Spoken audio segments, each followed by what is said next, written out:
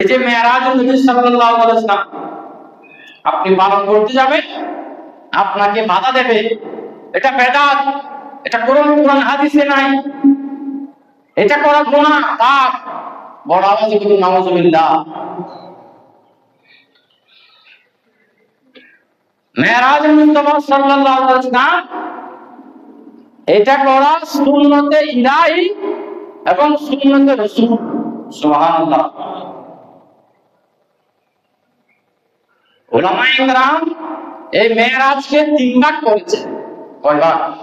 তিন ভাগ। কিতাবের মধ্যে রয়েছে এক ভাগের নাম হলো আসরা, আরেকটা হলো মেরাজ, আরেকটা হলো এরাজ। এই তিন ভাগ করেছে।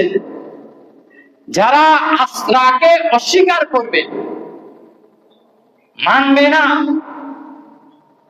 ঘৃণা করবে, তারা সরাসরি কুফরি করবে। নাউযুবিল্লাহ। তারা কাফির হয়ে যাবে যদি আসরাকে বিশ্বাস না করে। কারণ এই আসরাটা আল্লাহর কোরআন দ্বারা প্রমাণিত। সুবহানাল্লাহ। আসরা কাকে বলে? আল্লাহ রাব্বুল আলামিন কালাম পাকের মধ্যে ইরশাদের বর্ণনা করেছেন, বিসমিল্লাহির রহমানির রহিম, সুবহানাল্লাযী আসরা বিআবদিহি লাইলাম মিনাল মাসজিদিল হারাম ইলাল মাসজিদিল আকসা। উচ্চারণ করুন সুবহানাল্লাহ। আল্লাহ রাব্বুল আলামিন বলেন, পবিত্র তিনি সেই সত্তা। সুবহান বলা হয় যিনি সব কিছু থেকে মুক্ত।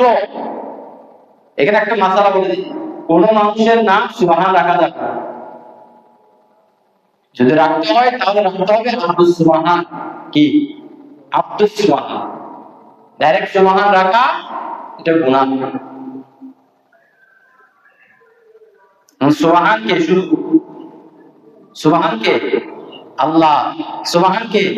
আল্লাহ, যিনি পবিত্র, সব কিছু থেকে যিনি মুক্ত। আল্লাহ কি কোনো গুনার কাজ করতে পারেন? আলিয়াজ বিল্লাহ, নাউযুবিল্লাহ। এটা ধারণা করলেই ইমান চলে যাবে। এখন অনেক মানুষ, অনেক আলেম, তাদের জবান দিয়ে শোনা যায় যে আল্লাহ গুনাহ করতে পারেন কিন্তু করেন না। নাউযুবিল্লাহ। এটা এই ধরনের আয়াত দিয়ে তারা বুঝাইছে যে আল্লাহ সব কিছু জানেন, সব কিছু বুঝেন, আল্লাহ সর্বশক্তিমান। ইন্নাল্লাহা আলা কুল্লি শাইইন কাদির।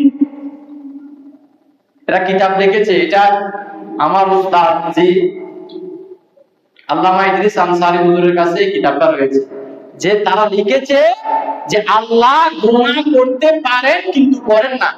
নাউযুবিল্লাহ। আল্লাহ এখানে বলতেছেন সুবহান, পবিত্র সেই সত্তা যিনি আপন বান্দাকে রাতের কিছু অংশে মসজিদে হারাম থেকে মসজিদে আকসা পর্যন্ত ভ্রমণ করাইছিলেন। সুবহানাল্লাহ। এখানে ভ্রমণ করাইছেন কি? আল্লাহ। নাকি আল্লাহ নিজে করে নাই। এখন আল্লাহ আল্লাহর মাহবুব সাল্লাল্লাহু আলাইহি ওয়াসাল্লামকে ভ্রমণ করাইছেন। কিভাবে গিয়েছে, কোথায় গিয়েছে, কেমনে গিয়েছে, এগুলো বলার আর সুযোগ আছে নাই। কেন? করাইছেন কি? আল্লাহ। সেজন্য আল্লাহ বলতেছেন সুবহানাল্লাযী, পবিত্র সেই সত্তা যিনি আপন বান্দাকে। আপনারা শুনেছেন।